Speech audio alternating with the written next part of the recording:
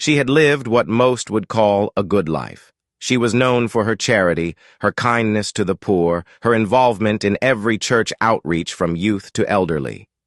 She had fed the hungry, clothed the homeless, and wept with the broken. People looked up to her. She had lived a life for God, at least that's what everyone said. And then one night, at 80 years old when she went to sleep, her breath grew shallow, and the silence in her room deepened. The world fell away. She passed suddenly in her sleep. Her soul, clothed in light, ascended into a realm where time lost meaning. Before her stood a brilliant golden path that led to a vast gate made of pure pearl, the heavenly gates. The air shimmered with divine glory. An angel, radiant and solemn, stood before the gate with a massive book in his hands, the Lamb's Book of Life. She felt a swell of joy and relief. "I'm home," she whispered, smiling. The angel looked at her, his gaze piercing, not cruel, but utterly just. "You are here to be judged," he said. She smiled, confident, calm. "I've done well," she said. "I fed the hungry, clothed the poor, I gave, I prayed, I walked the floor at midnight, whispering prayers through tears. Surely I have nothing to fear." The angel opened the book. Page after shining page turned, glowing with divine ink. But when he reached the end, his expression darkened.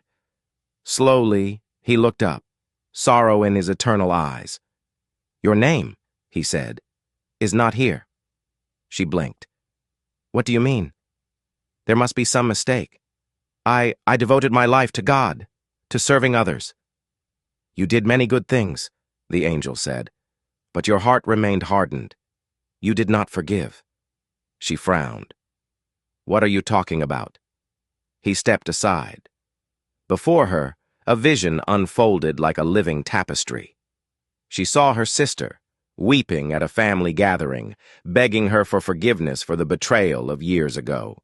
She saw the man who had cheated her in business, now elderly and broken, reaching out with trembling hands.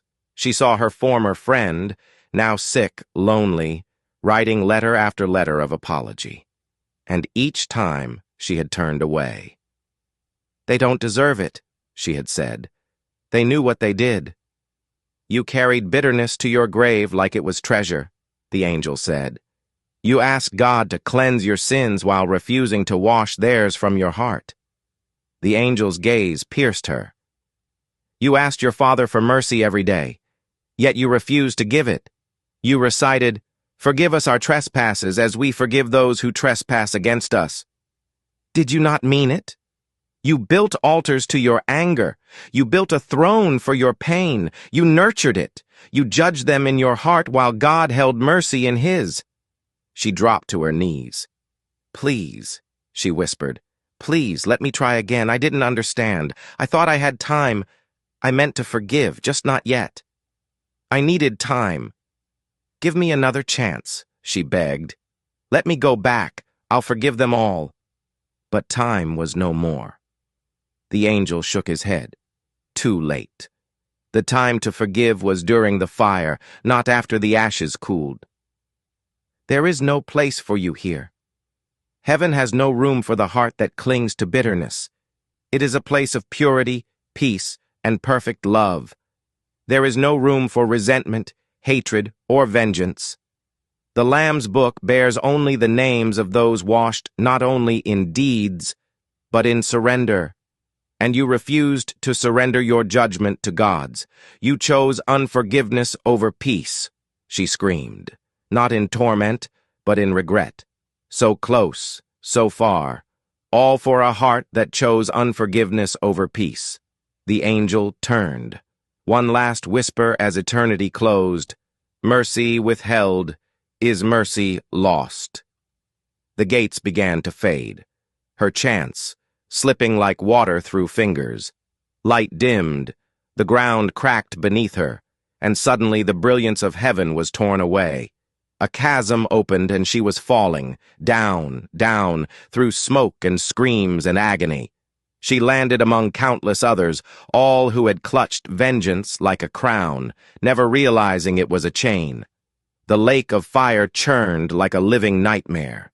There was no end to the torment, no sleep, no rest, no hope. And still, through the pain, she wept, not just from suffering, but from the memory of the heavenly gates. And the one thing she had refused to give: forgiveness. Thank you for watching. Please share to all friends and loved ones. It might help save a soul. And always remember what Matthew 6:15 says to all of us.